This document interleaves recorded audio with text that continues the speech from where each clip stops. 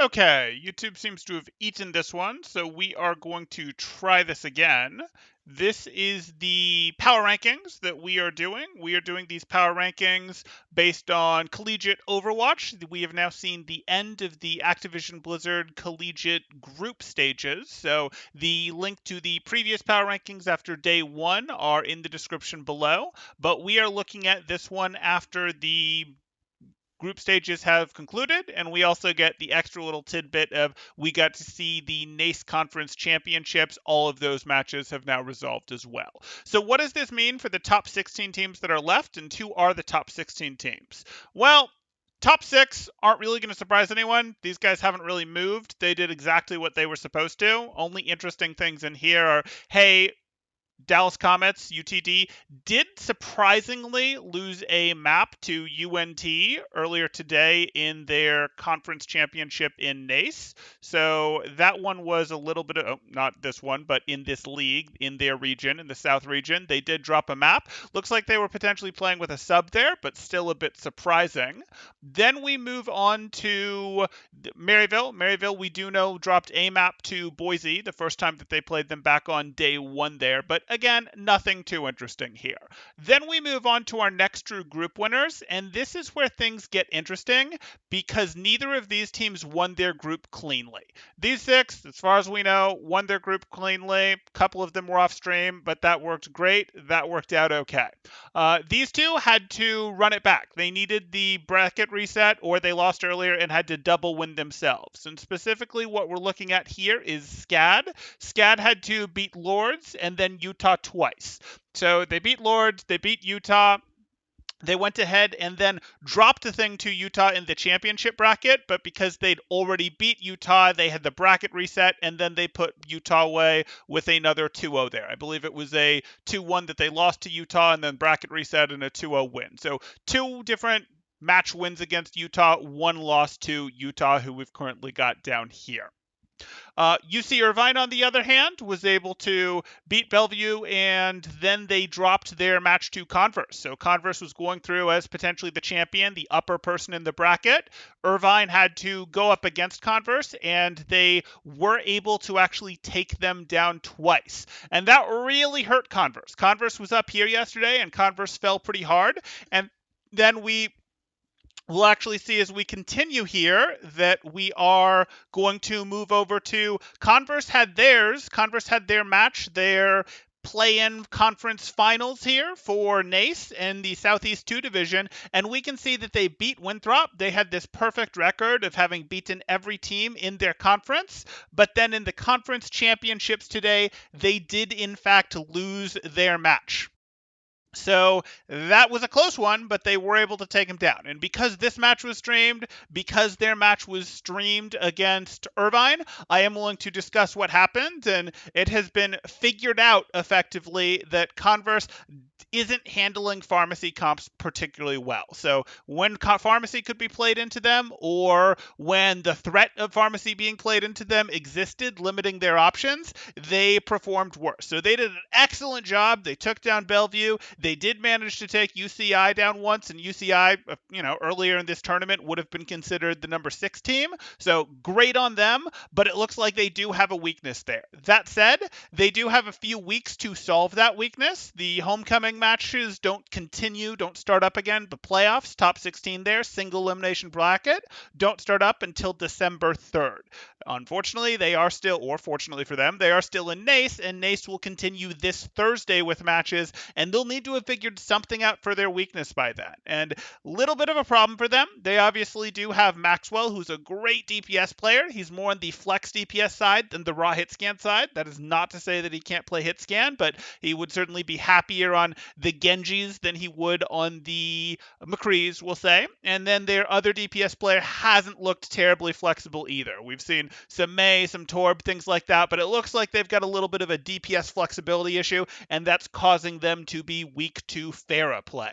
That said, their brawl looks quite good. So those were sort of the most interesting ones, as these two had to go through the bracket reset in group stages. If we continue through these, we can see that UC Santa Cruz did beat UCLA and Boulder. Then they lost to Redbirds. Nothing too interesting there. UCLA and Boulder, were both fine. They were both good Overwatch schools, but none of those were really expected to be top 32, expected to be top 16, excuse me. So seeing them eliminated, not too surprising. This is exactly what they were expected to do in that bracket. Boise, they did mostly what they were supposed to. They went ahead and took down. They lost to Maryville. They took a map off them. Hey, that's something. Northeastern beat UNT, who we mentioned took the map off of the Comets today, as well as Mizzou, who actually had then beaten UNT, but then lost to Bay State. Bay State did what they were supposed to and took down Northeastern. Utah hurts a little bit to place them this low, but this is where we're going to place them for now. They beat Lords and SCAD, but then did lose to SCAD twice. Or put more specifically in order, they did beat Lords. They lost to SCAD, so SCAD had the top portion of the bracket. They went into SCAD, then they lost a 2-1 then they won 2-1 against SCAD, and then the bracket reset. SCAD took them down with a 2-0. So that's a good one. It's tough. They have that win against SCAD, and that's really good for them. Obviously, they have the loss against Miami, Ohio earlier in the season, who didn't make top 16, and that is dragging them down here. So I think Miami, Ohio didn't even end up making top 24 there. So that one is hurting them, just like Converse is being hurt quite badly by the fact that they've taken this loss now to Winthrop here, who hasn't made our top 16, and that they have this rather obvious weakness here. These three teams, these are the interesting teams. It's certainly interesting to see what happened here, but I'd say the two most interesting clusters on this power rankings right now are these two who got their top slots to go with the 6 who we knew would, as well as these three who, these were not expected to make it. These three teams were not expected to make it. Maybe they will continue to prove us wrong, continue to prove that, hey, we keep winning. Stop putting us in this good teams tier. We deserve to be up and making moves, or even higher. I mean, if you win in the next round, it is single elimination. They will be up against these types of teams for this, so that would be huge if any of them won their next match. But what we are looking at here is Illinois Orange went ahead and beat Waterloo and Winthrop, and then lost out to Redbirds, the number one team. So they were definitely not expected to get through there. They would have been considered the weakest team in their 4-man group. Instead, they made it through and got the second spot. So excellent on them. Penn State beat up on Ohio State. Ohio State clearly had been seeing a little bit of trouble. Ohio State had lost their NACE conference match. They had made it into the play-ins with the number 2 seed, but then they lost to the number 3 seed. As you guys can see how these play-ins work, the 1 team gets a bye for the play-ins, the 2 and 3 teams go against each other, and Ohio State had actually lost to, if memory serves correctly, Illinois Orange here. So they lost to Illinois Orange in this and got eliminated and will not be seen in the playoffs here. And then they lost to Penn State in conference. So it seems there may have been on a bit of a mental boom something, or maybe they were just a little overrated. Ultimately going to be hard to know.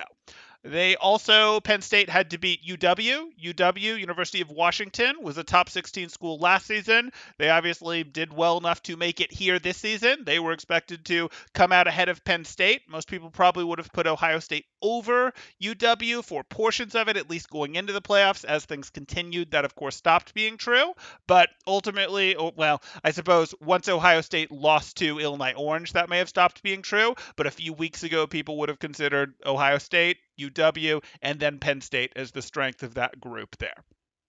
And obviously Penn State lost to Harrisburg. No shame in that, though not quite as lacking in shame as the loss to Redbirds. Finally, we have Florida, or UF Orange, who beat Miami, Ohio, and Waldorf. Either one of those teams would have been expected to get the 2 spot in their group. That would have absolutely made sense. Northwood, of course, got the 1 spot in that group. So these guys are another one where all 3 of these were really expected to get the bottom spot in their group, and they instead went through and got the number 2 spot. And the number 2 spot does make it into the top 16 for playoffs here.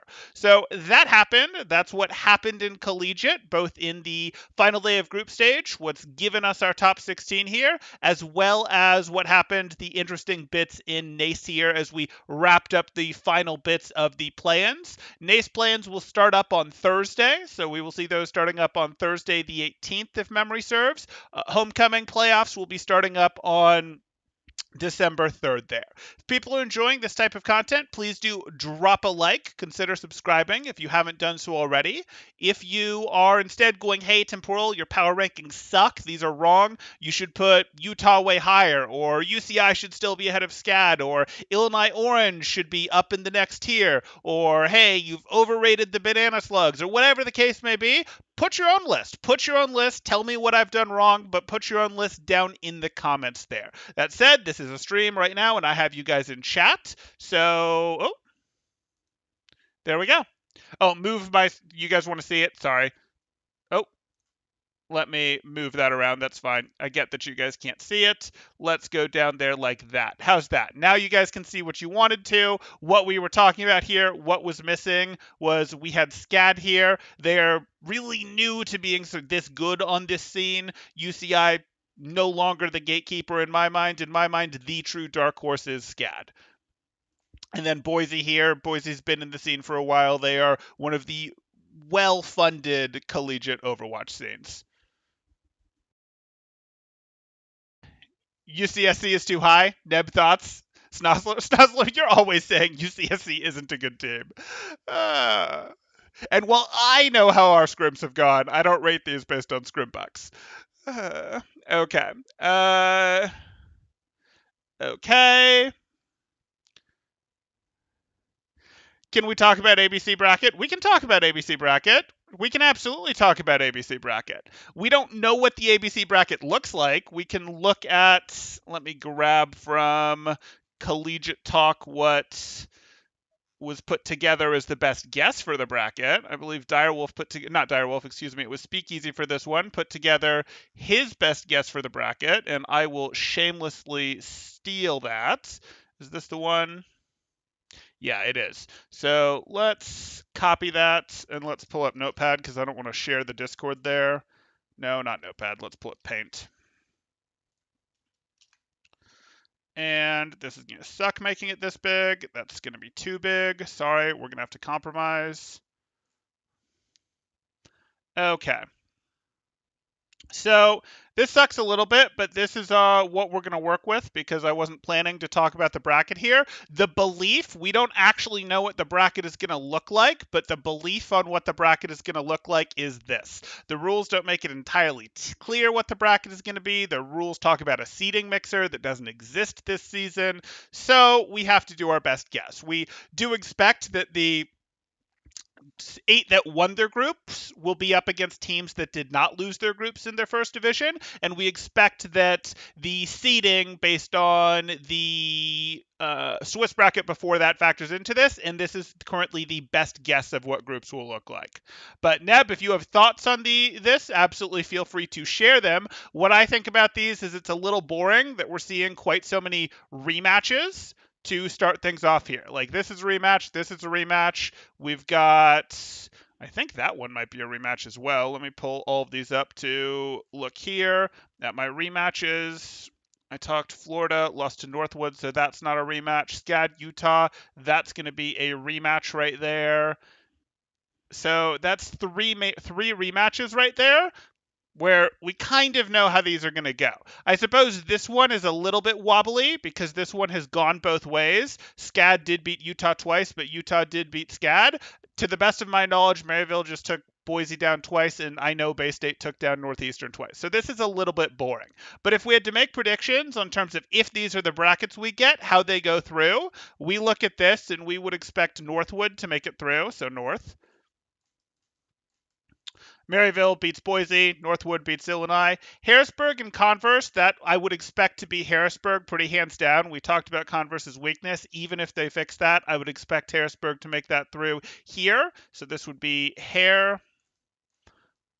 And then Bay State, I'm grudgingly going to put here. We're totally going to solve it. I'm going to get my team used to the faster pace of play, and they're going to beat Bay State. But, you know, for not showing my bias here, Bay State wins through here. And then we come down to this as a very interesting question. The power rankings would put Harrisburg ahead. Harrisburg does have the more recent win against Bay State, but Bay State did take down Harrisburg at HughFest. So that'll certainly be interesting to see. This would be the quarterfinal match to watch right here between these two for who gets through.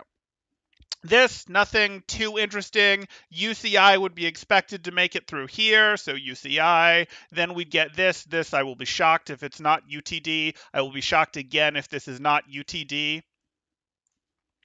Obviously, this is ISU, which is the Redbirds, top contenders and collegiate team right now. I do think SCAD is going to win this. Utah did a good job, took it back, proved that, hey, we're a good team. We've done this sort of thing before. They've actually won it all before when one of the top teams wasn't paying attention. But ultimately, I do expect that to go to SCAD, and then ISU will take down SCAD because they are ISU. And we, of course, know that ISU will win the tournament. So this really becomes... This really becomes the question mark match here to watch in terms of this is potentially the most interesting match to watch. We'll have to make sure it gets televised. I'm sure it will because I know Bay State does stream their matches. So I'm sure there will be some sort of stream for it. That's probably the most interesting match ahead in the ABC Collegiate Homecoming Tournament here.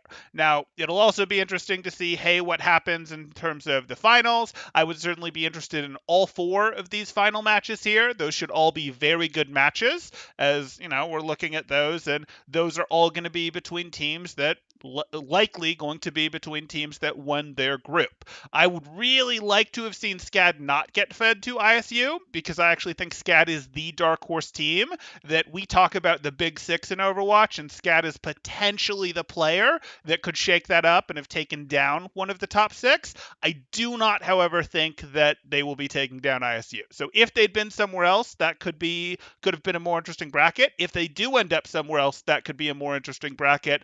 I don't, however, think they'll be taking down ISU if this is the bracket that we get. Hey, Quackers, I'm up late sometimes. UCI UCSC is a rematch. You're right.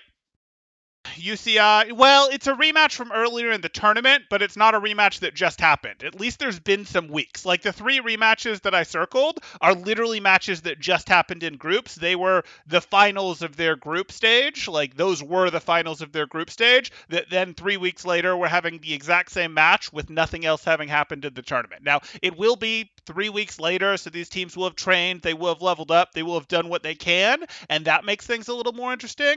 But the UCI versus UCSC rematch, that's a lot further away. That'll have been 5 or 6 weeks away at that point from when it happened, and other ABC matches had happened between those 2 teams between then and then.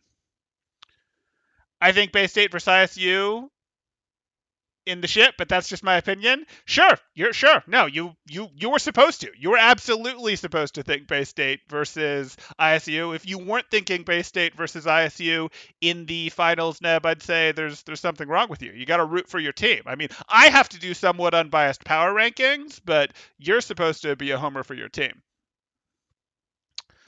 Okay, sounds good, Quackers. Get me the 10 video when you can. All good.